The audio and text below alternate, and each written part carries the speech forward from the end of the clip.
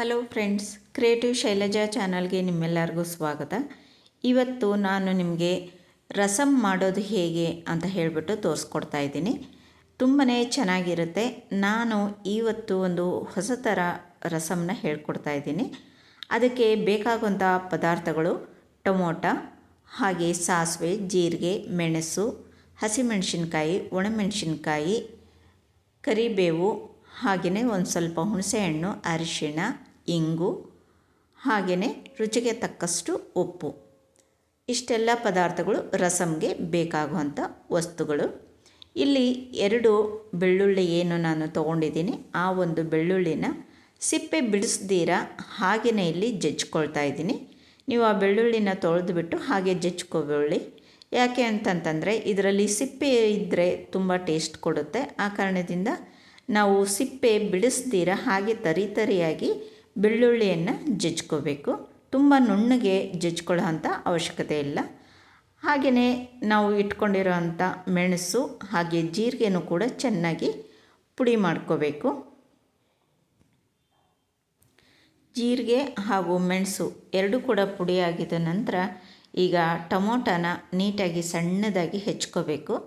ಸಣ್ಣದಾಗಿ ಹೆಚ್ಕೊಂಡು ಎಲ್ಲ ಟೊಮೊಟೊ ಹೆಚ್ಚಾಗಿದ್ದ ನಂತರ ಒಲೆ ಮೇಲೆ ಬಾಣಲೆನ ಇಟ್ಟು ಅದರಲ್ಲಿ ಸ್ವಲ್ಪ ಎಣ್ಣೆಯನ್ನು ಹಾಕ್ಬಿಟ್ಟು ಎಣ್ಣೆ ಬಿಸಿ ಆಗಿದ ನಂತರ ಅದಕ್ಕೆ ನಾವು ಎಲ್ಲ ಹೆಚ್ಚಿಟ್ಟುಕೊಂಡಿರೋಂಥ ಟೊಮಟೊನ ಹಾಕ್ಕೋಬೇಕು. ಈ ಥರ ಈ ಎಲ್ಲ ಟೊಮಟೊನೂ ಕೂಡ ಎಣ್ಣೆಯಲ್ಲಿ ಚೆನ್ನಾಗಿ ಫ್ರೈ ಆಗಬೇಕು.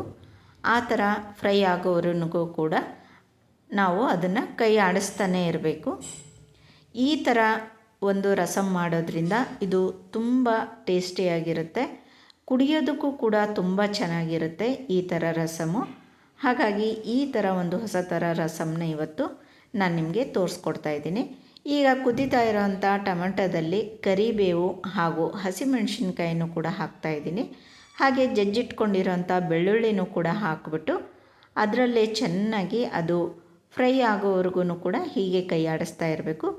ಇದ್ರ ಘಮನೇ ಬೇರೆ ಥರ ಇರುತ್ತೆ, ತುಂಬ ಚೆನ್ನಾಗಿರುತ್ತೆ. ಬೆಳ್ಳುಳ್ಳಿ, ಹಸಿಮೆಣಸಿನ್ಕಾಯಿ ಹಾಗೂ ಕರಿಬೇವು ಟೊಮಟೊ ಜೊತೆಯಲ್ಲಿ ಹಾಕಿಬಿಟ್ಟು ಚೆನ್ನಾಗಿ ಅದು ಎಣ್ಣೆಯಲ್ಲಿ ಫ್ರೈ ಮಾಡ್ಕೋಬೇಕು. ಈ ಥರ ಎಲ್ಲ ಚೆನ್ನಾಗಿ ಫ್ರೈ ಆಗಿದ ನಂತರ ಈಗ ಇದಕ್ಕೆ ಸ್ವಲ್ಪ ಹುಣಸೆಹಣ್ಣನ್ನು ಕೂಡ ಹಾಕ್ಕೋಬೇಕು.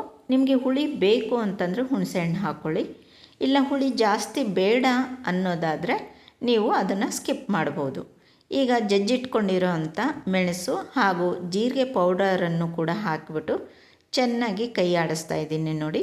ಇದು ಕೂಡ ಎಣ್ಣೆಯಲ್ಲಿ ಚೆನ್ನಾಗಿ ಫ್ರೈ ಆಗಬೇಕು. ಆಮೇಲೆ ಸ್ವಲ್ಪ ಅರಿಶಿಣವನ್ನು ಕೂಡ ಅದಕ್ಕೆ ಸೇರಿಸ್ಕೋಬೇಕು. ಈಗ ಎಲ್ಲನೂ ಕೂಡ ಟೊಮಟೊ ಅದೆಲ್ಲ ಚೆನ್ನಾಗಿ ಬೆಂದಿದೆ. ಇವಾಗ ಅದಕ್ಕೆ ನಾವು 3 ಲೋಟದಷ್ಟು ಇಲ್ಲಿ ನಾನು ನೀರನ್ನು ಸೇರಿಸ್ಕೊಳ್ತಾ ಇದ್ದೀನಿ.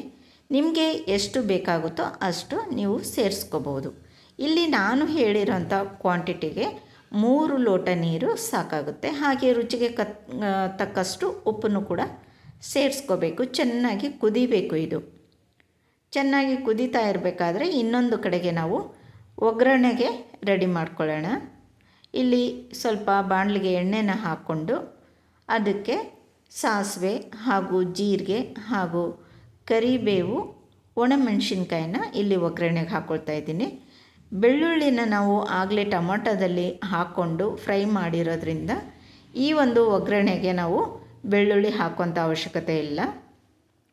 ಈ ಥರ ಒಗ್ಗರಣೆಗೆ ಬೆಳ್ಳುಳ್ಳಿ ಹಾಕಿದಾಗ ಅದೇ ಟೇಸ್ಟು ಬೇರೆ ಕೊಡುತ್ತೆ.